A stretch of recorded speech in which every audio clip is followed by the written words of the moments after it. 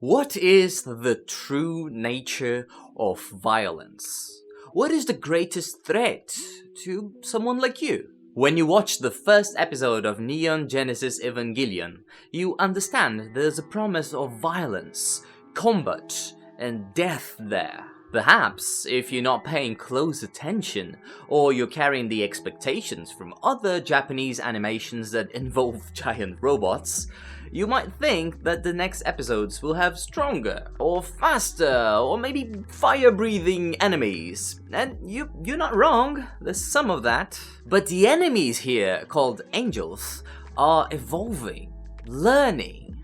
What are they learning? What is the true nature of violence? If you were to skip from this first episode way ahead to the 15th angel, you would see this enemy's signature weapon is a light that forces the pilot Asuka to relive her childhood traumas, particularly the traumas related to her mother's suicide, her own self-image, and her own sexuality. She needs to relive it over and over and over again until she breaks all of her psychological defense mechanisms. We've seen Asuka fighting the strong, the fast, and the fire-breathing enemies, but that kind of violence was just too much for her. This depth, this level of creative menace, of understanding what really hurts, is one of the best world-building bits in the fantastic show that is Evangelion. What can we learn from this kind of adaptability and incorporate into our own stories? Welcome to the World Building Tower, a series of videos in which I first introduce you to a wonderful piece of world building, and in today's case a traumatic piece of world building, and then from that I extract an exercise that any world builder can try. You can try at home if you want to hone your creative skills, and at the very end of the episode I present my own version of the exercise, not as the right answer but just as one out of infinite examples that can come from this set of rules. Last video that I posted got me 100 subscribers, which is absolutely humbling.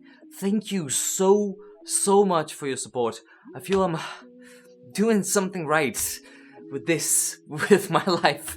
Thank you so much. And if you're interested in world building and you're new here, consider joining us and climbing this tower together.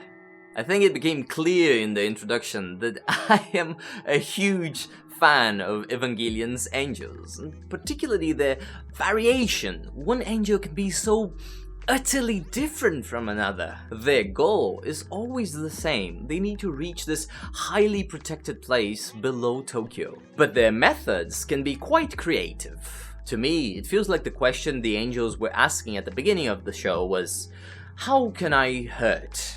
At first, they were just trying to kick the door and get it over with. So this foe is a strong boy with spiky arms, and this other one is an even stronger boy with flaky electric arms. And this one was like, okay, what if I don't show my weak spots and I use long-range lasers? But from a point on in the series, I feel the question the angels were asking changed to a much more interesting one. They started to ask, who am I trying to hurt? So the conflicts change in nature. This spidery angel that spits acid is there to destroy infrastructure, the electrical grid, and the layers that defend the underground Tokyo. A couple of episodes later, this angel is a computer virus trying to hack into the computer systems that allow humanity to protect itself. So it's also an infrastructure attack, but it's noticeable that the angels are starting to really understand who they're facing. Hacking into the computer system is so elegant compared to just spraying acid at the door. The angels are learning who they're facing and how they can hurt the most. After those infrastructure attacks, they start to target the robots called EVAs and the pilots inside them. It stands to reason. The EVAs are humanity's immune system. You strike them, and Tokyo won't have the tools to protect itself. The next hacking attack severed the connection between the pilot and his robot, so the angel could control the EVA instead. After that came the psychological beam that broke Asuka's spirit. The angels were starting to really understand the weakest link in this whole system. The pilots. How to hurt them most, individually. The 17th angel proves that point brilliantly. He took the form of a human. He infiltrated the pilot's headquarters, but he didn't attack immediately. What was his cruel plan? To love and be loved by Shinji, the main character. And that broke Shinji. That was the correct answer to the question, how can I hurt this person the most? What a wonderful piece of world building, such interesting adversity, so varied. The angels were not getting stronger in one particular direction, they were capable of pivoting and trying new things. And with each iteration, they would understand the heroes better and better. So let's use them as inspiration for a world building exercise. In today's exercise, we're gonna give our enemies some creativity so we can test our heroes' ability to adapt. First, evidently, we must start with the setting. No need for great detail here, but, you know, every conflict must happen in a place, a time, a universe. Just give the broad strokes. The elements we really want to explore here are the next ones. So with the setting done, we will introduce our enemy. Why are they an enemy? What are their motivations? And why would the heroes bother to stop them? Depending on this bit, you might have to introduce your heroes as well. Sometimes the villains and the heroes are inherently attached, but that's optional. The important part is that those are the enemies, the foes, the adversaries. Of course, we want them to be interesting and an interesting challenge, but don't give them too many protagonist characteristics, okay? Lastly, we need to explore at length what is the change factor. What is the element that makes this enemy evolve and evolve, always presenting novel challenges and breaking the hero's expectations? How does that work? And with that, we reach the last part of the video in which I give you my take on this exercise. Not better, not worse than anybody else's, just one example out of infinite. And if you want to pause this video and do the exercise before you hear my ideas, I would encourage you to do so and also post it on the comments. It's been happening in the past few videos. Some world builders are sharing amazing ideas in the comment section. I also encourage you to read that. And yeah, let's go for the exercise.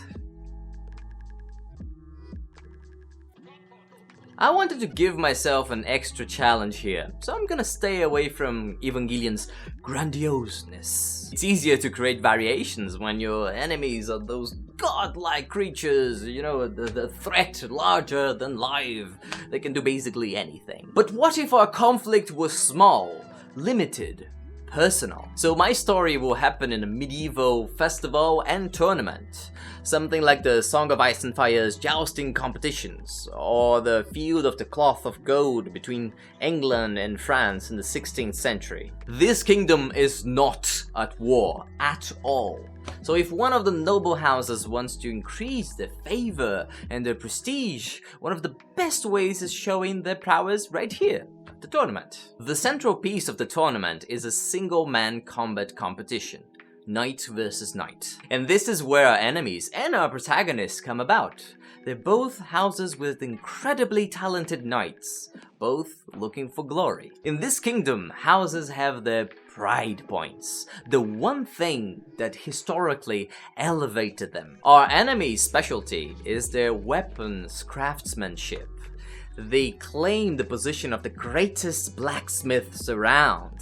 Not only they can make the best swords, but they're also fabled for having invented innovations for many weapons that are so clever that they ended up becoming staples everywhere. We'll call them House Pike. Our protagonists, on the other hand, are descendants of the greatest strategists in the kingdom. The forefathers who prevailed against much stronger nations in the past, using psychology and clever use of terrain. We'll call them House Chess. Both houses are the favorites for this year's tournament.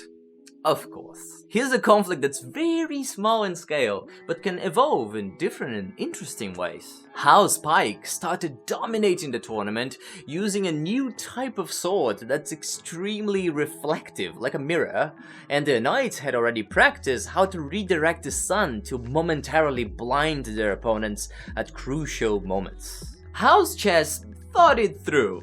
And when it was their turn, the chess knight started the match by running to the side of the enclosure, which would normally be a bad idea, but it was a calculated move.